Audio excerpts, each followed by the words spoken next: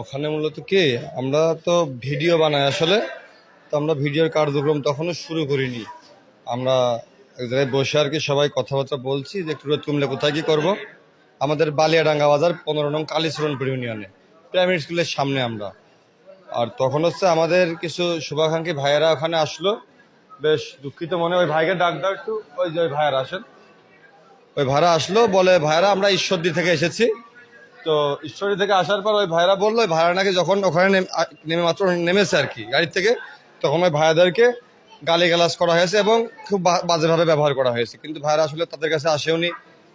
ভাইয়াদের এখানে কোনো কাজও নেই, কিন্তু ভাইয়াদের সাথে আপনাদের সাথে কি দেখি আসার কথা বলেন।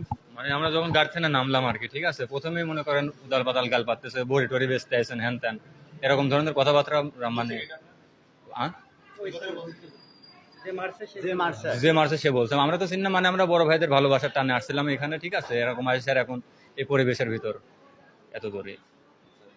তো তারপরে ওর কাছে আর কি আমরা জিজ্ঞেস করলাম যে এই বাইরের থেকে লোকজন এসেছে, এই কাজগুলো কেন? আর সকালবেলা একটা আন্টি এই জায়গায় ফাঁকা অটোয় বসেছিল, তার বিভিন্ন যৌন হয়রানিমূলক কথাবার্তা তোমরা বলেছো, এগুলো কি জন্য?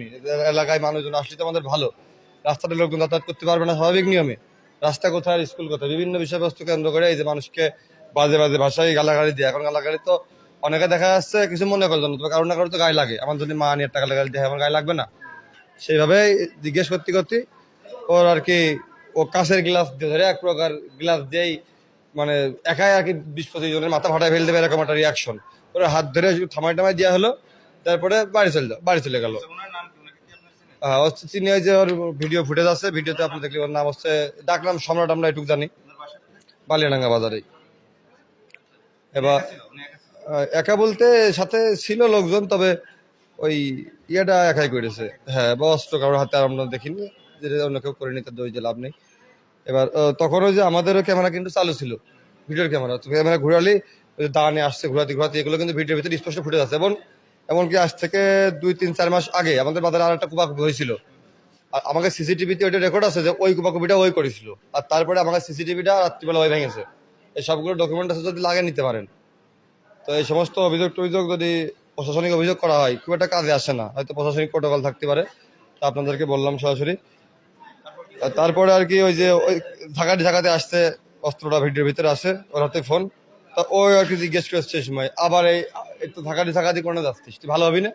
এই যে আসে আচমকাটা কোপ দিয়ে, ও তো সামনে আর আমরা দোকানের ভিতরে, দিয়ে কোপ দিয়ে দৌড় পরে দাবড়িয়ে ধরা দেয়, দাবড়িয়ে ধরা যায়নি।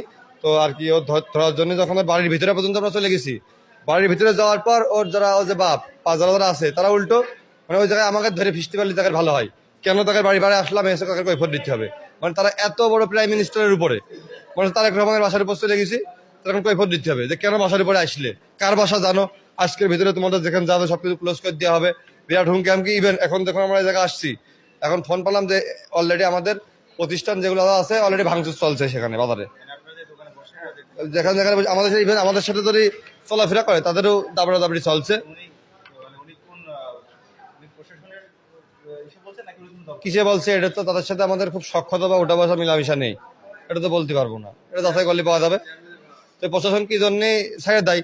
প্রশাসন নাকের ডগায় এলাকায় মাদক ব্যবসা করে মিনিমাম 2-5-7-10 বছর। হয়তো কেউ স্বীকার করে ভাই আপনাদের সাথে শুরুতেই এই কেন্দ্রিক কোথায় বলেছে না আমরা বলে বড়ি বেচতে আসছিলাম নাকি, এরকম কথা বলছো।